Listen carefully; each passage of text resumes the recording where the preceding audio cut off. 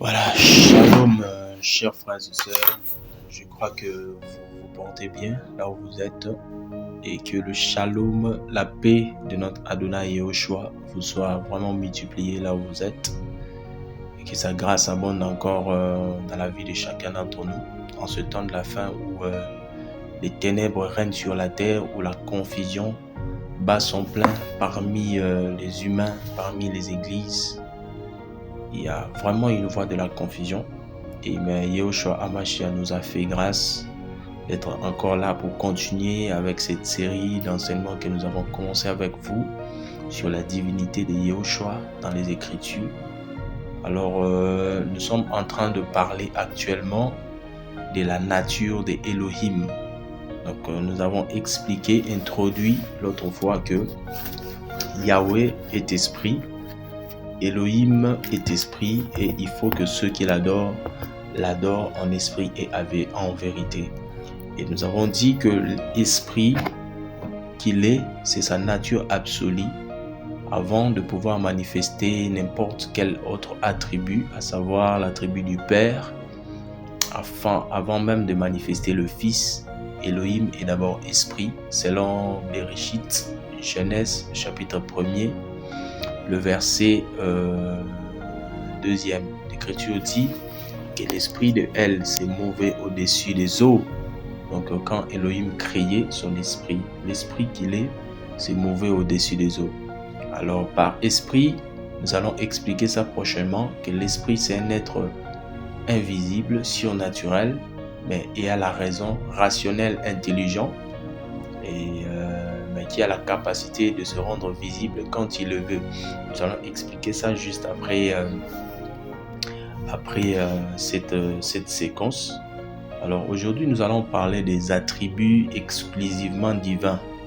Les 5 attributs exclusivement divins, les cinq attributs qui manifestent les créateurs, les 5 attributs que seuls les créateurs possèdent, les 5 attributs qui caractérisent même sa nature en tant qu'être existant et intelligent. Et je crois que tout le monde le sait. Pour être Dieu, pour être créateur, pour être Elohim, pour être adoré, il faut que nous puissions retrouver en toi ces 5 attributs.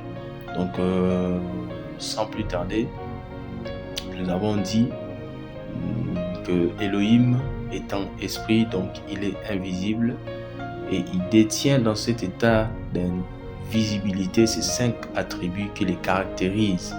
Et ces attributs sont ce qui font que Yahweh soit Yahweh, que Elohim soit créateur. Autrement, ce sont des attributs qui attestent la divinité. Donc pour être Dieu, Elohim, il faut avoir ou être en possession de ces 5 attributs. Le premier attribut, c'est l'omniprésence, c'est-à-dire Elohim est omniprésent. C'est-à-dire qu'il est présent en tout lieu et au même moment. C'est-à-dire présentement où je vous fais cet enregistrement, Elohim est avec moi, il est avec vous, il est partout où vous êtes, il contrôle la vie, il contrôle l'univers tout entier. Alors, l'omniprésence, c'est le fait que Elohim est présent partout et au même moment.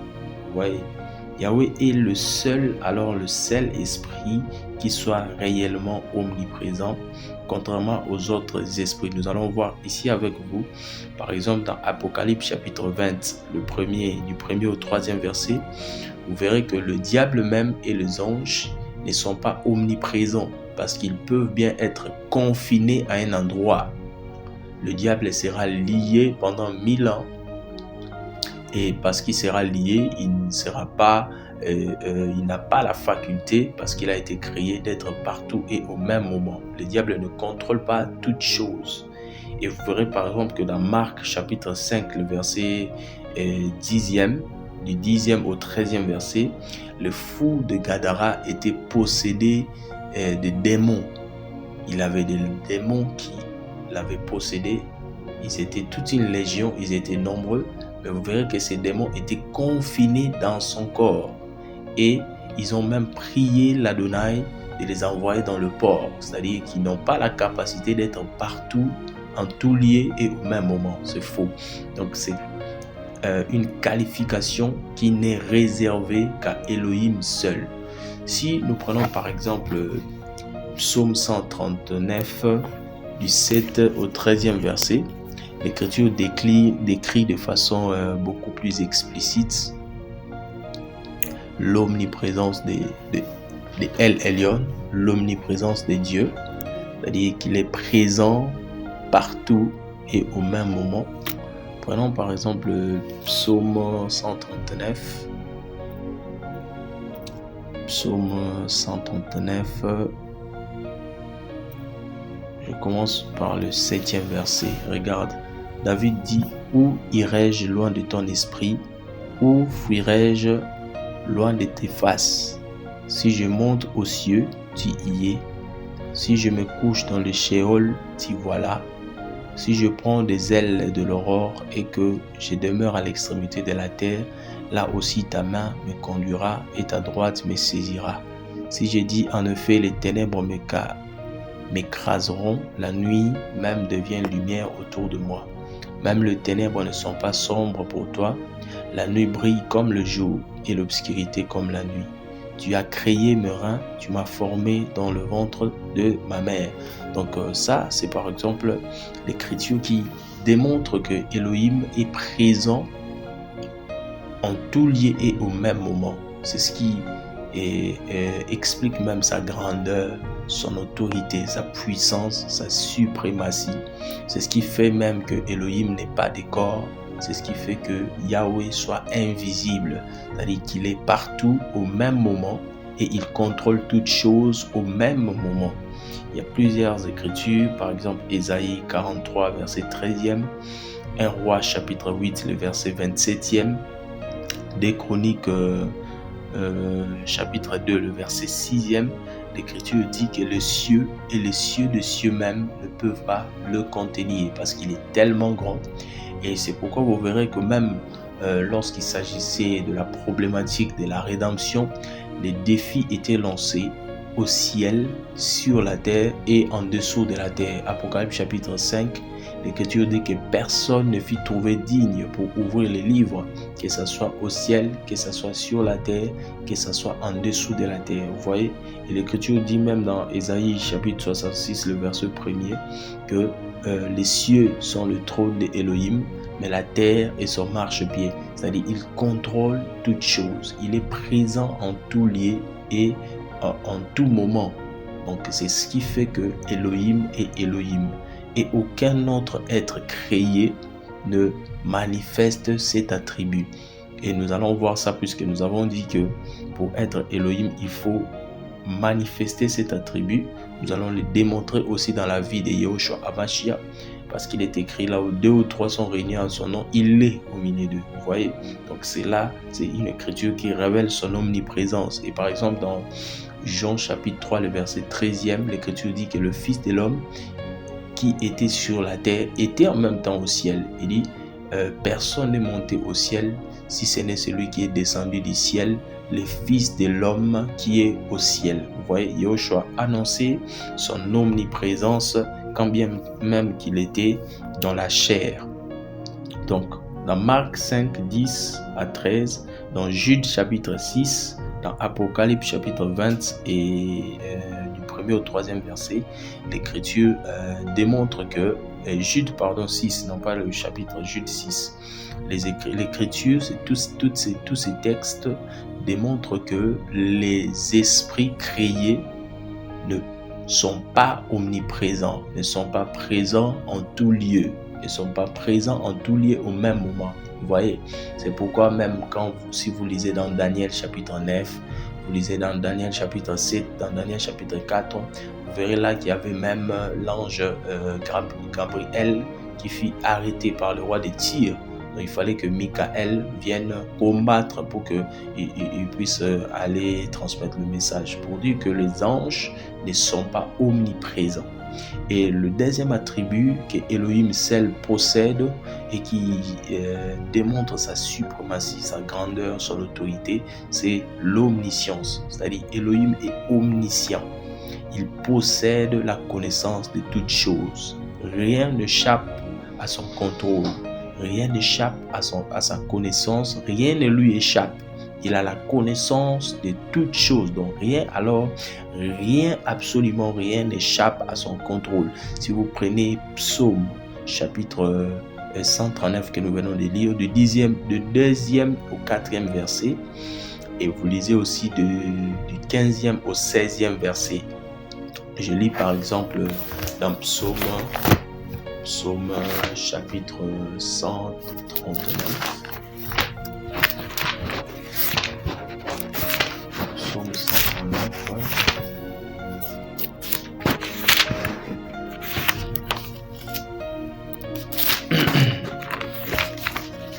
Par exemple, Psaume 139, le verset 2e au 4e verset, le titre dit au chef de chantre de David, Psaume. Éternel, tu me sondes et tu me connais. Tu sais quand je m'assieds et quand je me lève. Tu pénètres de loin ma pensée. Vous voyez, toutes nos pensées, avant même qu'elles ne soient conçues, Elohim le sait. L'Écriture dit, tu sais quand je marche et quand je me couche, et tu pénètres toutes mes voies. Car la parole ne passe sur ma langue, qui est déjà, ô Yahweh, tu la connais entièrement. Je prends par exemple du 15e au 16e verset. Il dit, mon corps n'était point caché devant toi, lorsque j'ai été fait dans un lieu secret, tissé dans les profondeurs de la terre, quand je n'étais qu'une masse informe, tes yeux me voyaient, et sur ton livre était tout inscrit, le jour qui m'était destiné avant qu'aucun d'eux n'existât. Donc l'écriture elle est claire sur ce point. Yahushua Elohim connaît toutes choses. Il connaît la fin de quelque chose avant même son commencement, par exemple. Il connaît toutes choses et rien n'échappe à son contrôle. D'ailleurs, la grande preuve de l'omniscience de Yahweh, c'est la révélation du livre d'Apocalypse.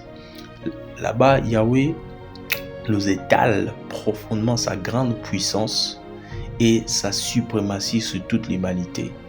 Il a révélé la fin du monde avant même que cette fin ne soit manifestée, avant même que cette fin ne se concrétise. Cela veut dire qu'Elohim connaît la destination de tout être, la destination de toute chose. Rien n'échappe à sa connaissance, rien n'échappe à son contrôle. Vous prenez par exemple Acte D 23, Ésaïe 48, le verset 13e, Job 42, le verset 2e, et Apocalypse 13, 7 à 8 par exemple. Il nous explique qu'il y a de ceux-là dont le nom n'a pas été écrit dans le livre de vie. Ouais, Yahushua, Elohim le sait par son omniscience. Apocalypse 21 à 3, il sait que le diable sera lié. Il connaît toutes choses et il nous les a révélées. C'est ça l'omniscience, des attributs qui ne reviennent qu'à lui seul. Elohim est également omnipotent, donc c'est-à-dire il possède l'omnipotence, c'est-à-dire qu'il détient toute la puissance. Il détient toute la puissance et il est la source de toute puissance. Vous voyez, il est El Shaddai, c'est lui qui se suffit à lui-même, c'est lui qui agit par lui-même, ce que les autres traduisent par le Tout-Puissant. Vous voyez, Yahweh est le Tout-Puissant. Il n'y a aucun être qui soit comparable à lui en puissance.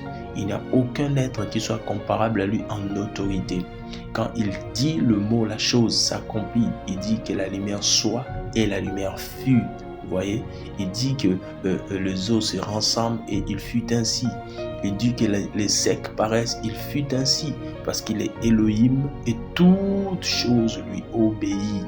Parce qu'il détient la puissance, il détient le pouvoir sur toute la création. Il est l'omnipotent, le seul être omnipotent qui soit.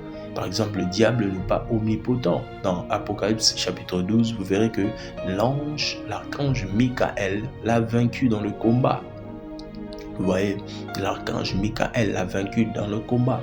Et Yahushua nous a donné même l'autorité de chasser les démons pour dire qu'ils ne sont pas omnipotents.